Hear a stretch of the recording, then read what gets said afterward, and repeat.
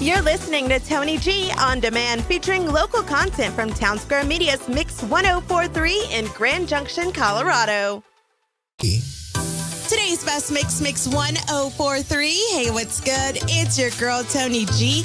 I have a special surprise for you. I had the chance to talk to Tom from the Plain White T's whenever him and the band stopped in this year to Grand Junction. They had a show going on. It seriously made my life because I have been a fan of the Plain White T's since I was young, and young Tony was super ecstatic to get to talk to him. I have the full interview up at mix1043fm.com. You can send me an app chat. Let me know if you remember those good old days when Hey There Delilah was lighting up the charts and lighting up our airwaves. Hey, it's Tom from Plain White T's. Hey, Tom. How are you doing today? I am good. How are you? I'm doing great. It's so awesome to have you doing an interview with us. Yes.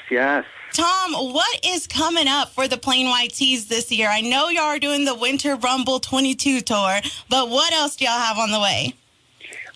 Well, we have gotten into the studio already and started recording our new album, which is amazing.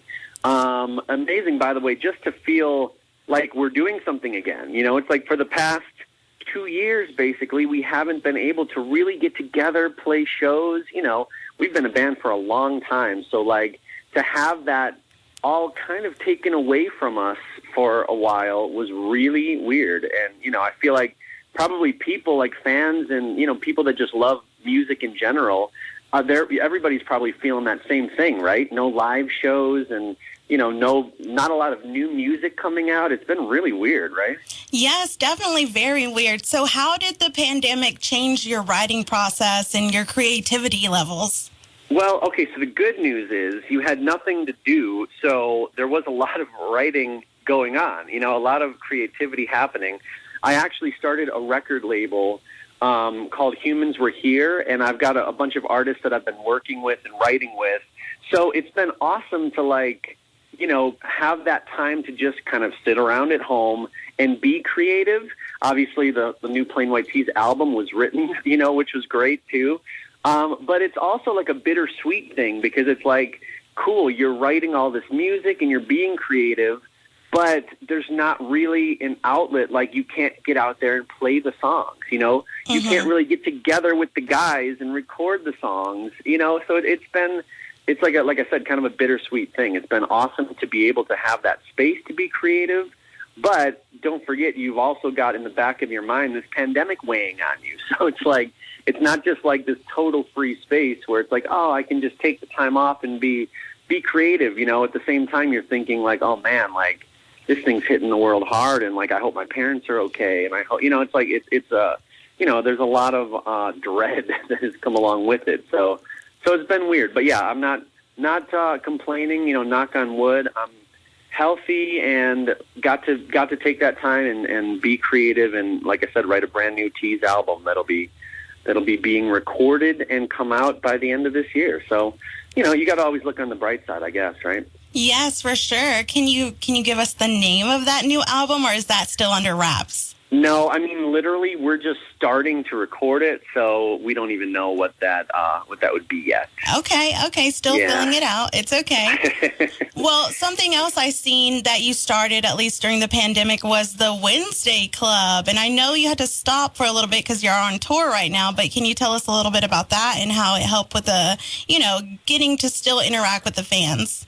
Exactly. Yeah, that's one thing we had to figure out because obviously we couldn't, like I was just saying, you can't get together, you can't play shows.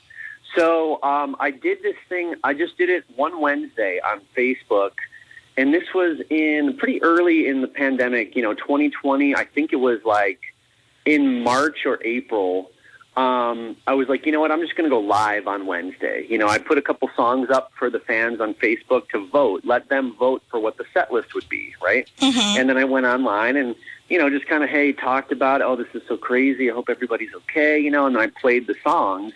And there was such, I loved it so much. And it was like, there was such a great reaction and response from it that I'm like, you know what, let's do this next week, you guys. Next Wednesday, let's do this again. And then, honestly, it just kind of became a thing where I never wanted to stop. So we just kept it going. And so, yeah, I've done basically 2 years worth, almost coming up on 2 years worth of free shows every Wednesday on Facebook, on the Plain White Tees Facebook account. And after doing it for a couple months, I was like, you know what, we need a name for this, the Wednesday Club. So I I stole the logo from the Breakfast Club, the movie, and I made shirts and stuff. And so kind of branded this thing as the Wednesday Club, give everybody something to kind of feel like they're a part of and kind of attached to throughout this crazy pandemic where you can't get together in real life. So you kind of got to turn to Facebook and Instagram and all the social medias and stuff.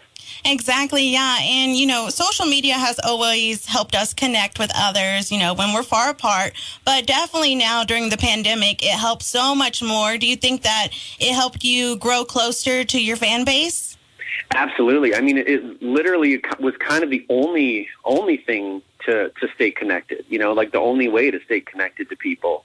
So definitely I feel like just, like I said, I've really loved doing the Wednesday Club and staying connected with everybody. But I think for the fans, I think it really meant a lot and still does. I mean, people are still tuning in every Wednesday, even now that, things are slow, dare I say, slowly but surely getting back to normal, because we kind of thought that last summer, it was like everybody, people are getting vaccinated, we're going out again, it's cool, and then all of a sudden that got shut down. But so I don't want to speak too soon, but as more and more normal things are happening, I feel like people are still just really loving tuning into the Wednesday Club. It's almost like become one of a TV show that you look forward to watching every week or something, or where it becomes like a part of your routine, or almost like a part of the family, Exactly. So I think that it's kind of become that for a lot of our fans, and I think they've really appreciated, that I've taken the time to kind of do that and given these free shows, especially in this crazy time where everybody really needs it the most, But the truth is that I needed it just as bad as they did. So, it works out for everybody. Yes, it's a beneficial relationship for both of you. Exactly. So, something else that I just read, very exciting for you guys. Y'all are going to be taking a cruise? Yep. So, emo's not dead, apparently, as much. Well, what's funny is that emo, the aesthetic of emo is that you kind of look like you are dead, but that's the irony. No, but yeah, so we're going on a cruise in November, and it's a pretty stacked lineup. You got Plain White Tees, Dashboard Confessional, Newfound Glory. You're probably looking at it right now. I don't know. Who am I forgetting? Let's see. I don't have it pulled up. You put me on the spot. Well, it's just every every band that you loved from the 2000s, basically. Kind of stacked lineup on this cruise ship. We go out for 5 days. Every band plays a few shows, and I think we take off from LA and we stop in Mexico for the day or something, have a day there, and then head back. So we've done one cruise before, and I've never done, growing up, my family never did the cruise thing or anything. So I was my first time a couple years ago. We did a cruise called the Rock Boat, and it was one of the coolest experiences ever. So the fact that now we're going back out and it's more I don't know, just kind of bands from back in the day that we were all friends with and stuff. It's going to be so fun. And everybody, so many people hit me up yesterday when we announced it. Random people I haven't spoken to in years are oh my God, I'm totally going. This is so awesome. So it seems like people are really stoked on it. Yeah, so I see Your Broken Hero, Hawthorne Heights, Silverstein, Dashboard Confessional. All of y'all are going to be there, which, yes, 14-year-old Toni is dying right now. She's so excited. But 27-year-old Toni is really excited too, so we're good. Right. That's the thing too. It's everybody through this pandemic, it's they just kind of want to feel good again and want to that nostalgia is really keeping us going, I think. You can join the conversation on nostalgia by sending me an app chat via the Free Mix 1043 mobile app. Is it a particular style like bootcut jeans? Is it a song that used to play all the time? Is it a food that is discontinued that you wish still was around? Again, just let me know. Send me an app chat via the Free Mix 1043 mobile app. You're rocking with your girl, Toni Gee, on today's Best Mix, Mix 1043. I am talking to Tom of the Plain White Tees. Now that things have reopened, I have a couple of questions for Tom about performance preferences. I'm sure you're glad to be back out, back touring. But, with that being said, would you prefer small venues or large venues? What has been your favorite to perform at? Well, it's been really nice. Starting last summer, we've been playing a little bit on the weekends and doing outdoor kind of I wouldn't say festivals or something, but outdoor shows, in parks and things like that, and amphitheaters where it's okay, this feels like safe. Because I know being outdoors and stuff is a little bit less of a, risk for COVID and everything. So it felt good to be able to play and to be outside. But then, of course, as we know, it gets frickin' freezing in most places. Yes. So now it's been okay, we've been kind of stuck indoors for the last couple months. So now coming out, doing this Winter Rumble tour, coming through Utah, Montana, Colorado, it's still been really cold, but we've been able to play in these really small venues and have this really intimate vibe, which, to answer your question, I don't know that I would pick one over the other. They're both really amazing. It's Plain White Tees, luckily, we have had the success that we've kind of can fit anywhere. Our demographic is from little kids to grandparents, there's a lot of people, we've kind of, go through that whole spectrum of fans. So yeah, it's kind of cool to do a theater where everybody's sitting down and it's we get to just kind of play and kind of do storytelling or, talk more. And then we can also go to a dive bar, small club, and just rock out and have everybody going crazy and stuff. So it's kind of fun. Or the outdoor, amphitheater where it's everybody's just kind of chilling, enjoying enjoying a beautiful night, So it's kind of fun to be that band that can kind of fit in at all those places. Because honestly, as a music fan, I love going to see bands in all those different venues. I love going to those, the clubs just as much as I do the outdoor things or the theaters, whatever. Yes, so it's cool to get to do it all. Definitely. Each one gives you a different experience. Yeah, exactly. None really better than the, it's all good. It's everywhere. They're all have their own vibe that you love, So, Tom, I heard that you are an art fan and that you have to stop sometimes while you're out touring to go see some art. Huge art fan. I collect art. And so we played in Logan, Utah, and then the next day we played in Vernal, Utah.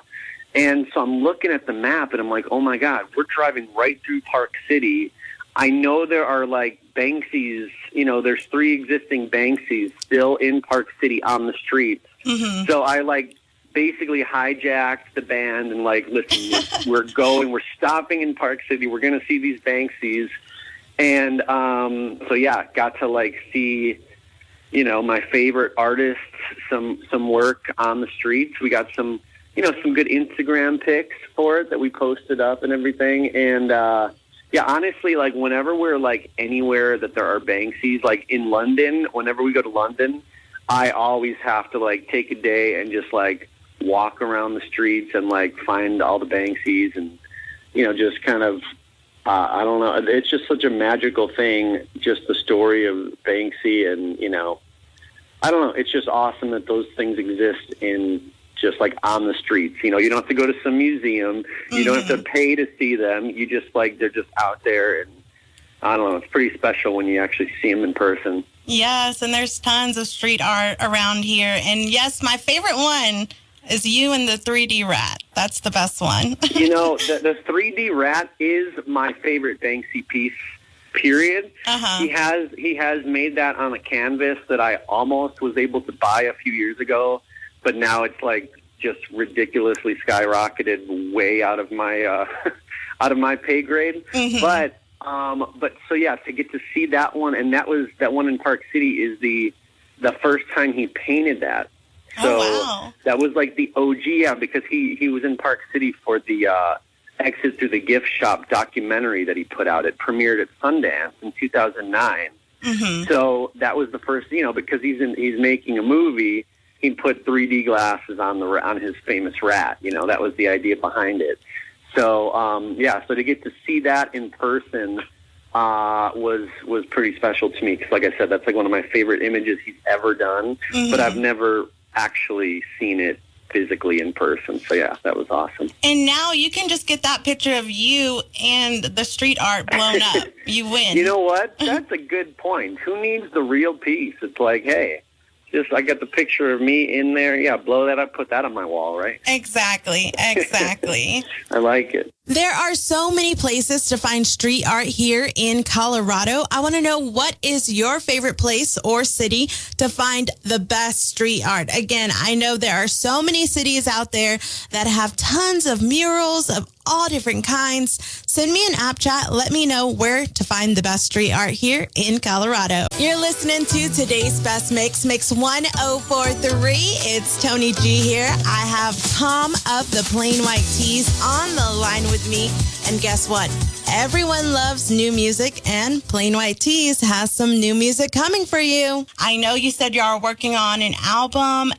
Is there going to be any collaborations, or is there anybody that you wish you could collaborate with that you haven't had the chance to yet?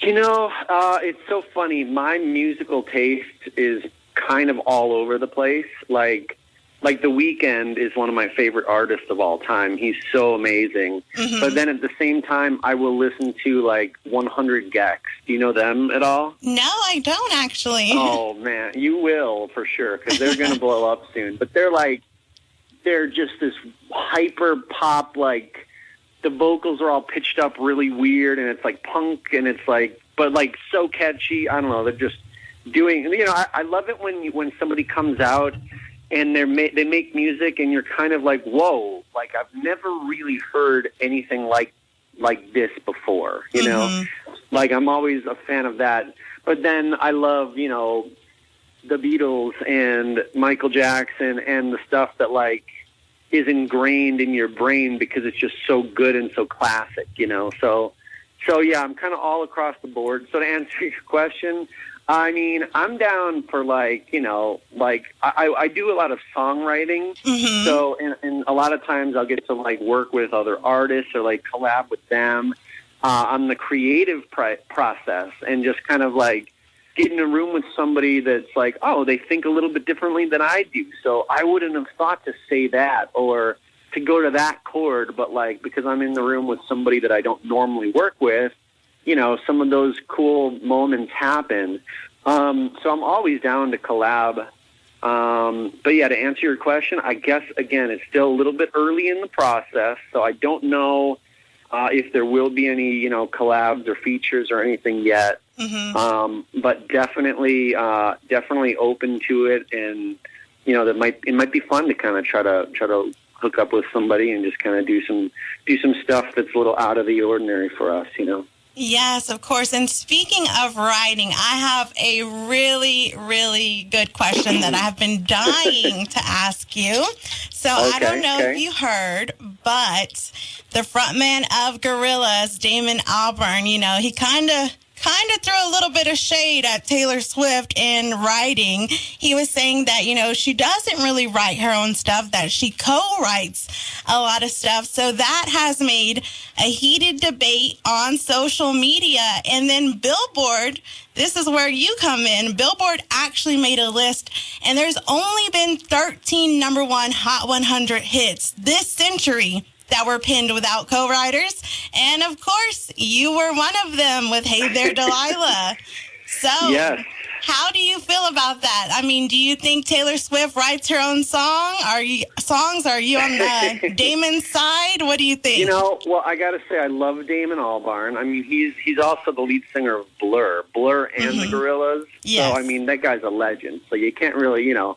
And I actually did read that, and I saw that he said, he's like, everybody's kind of misquoting me and using me for clickbait here. I don't think he was throwing as much shade as, it sounded like. Yes.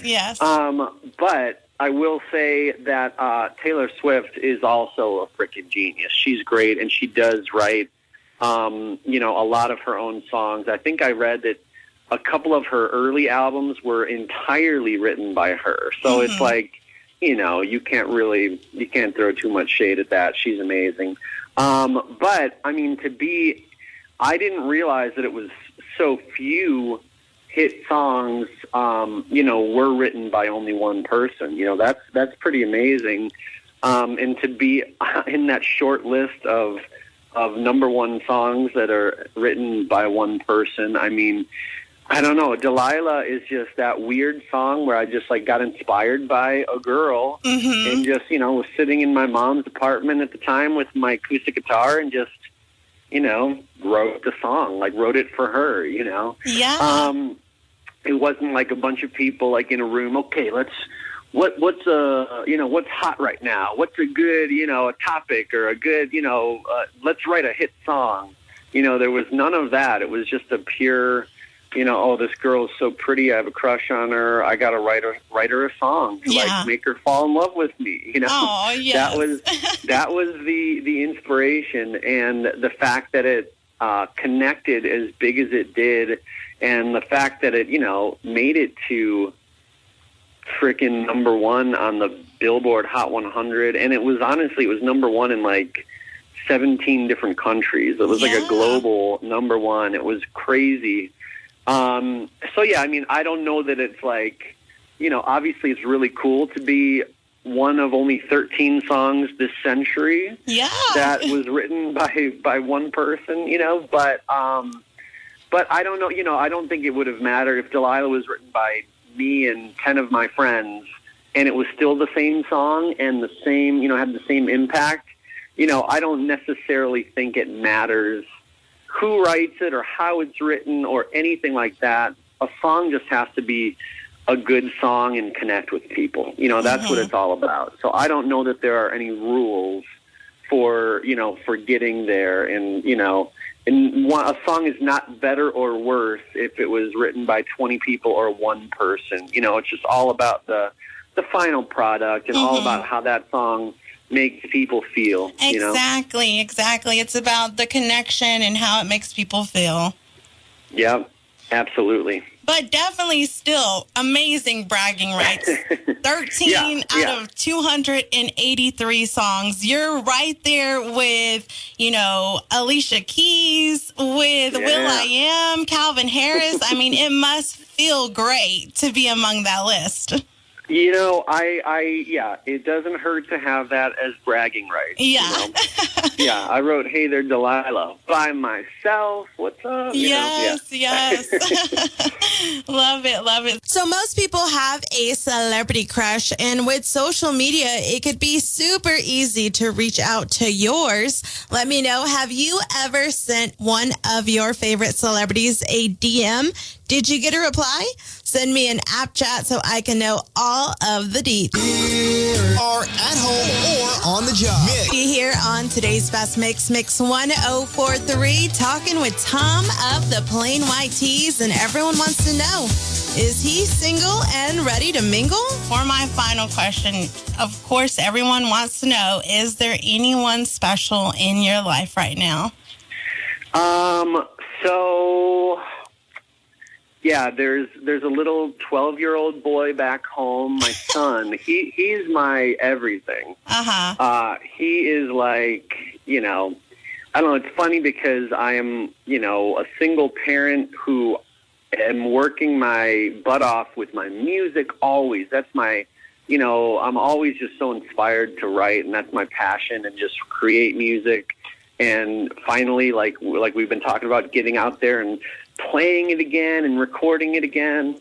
And, between having that drive and that passion for music, and then this amazing son who I spend all of my time with when I'm not doing music, honestly, it's kind of hard to keep up with a relationship or start something new, because it's that would be taking away from my time with my son or with doing music. So honestly, it's kind of one of those things where, when if it comes, it comes, if I meet somebody amazing, then maybe I will, give it that time and give it that attention. But for now, I'm not really worried about it. I'm just doing my thing and trying to make a lot of great art and hang out with my son, I think that's because you haven't checked out my IG yet, right? That's why. Oh, hey, all right.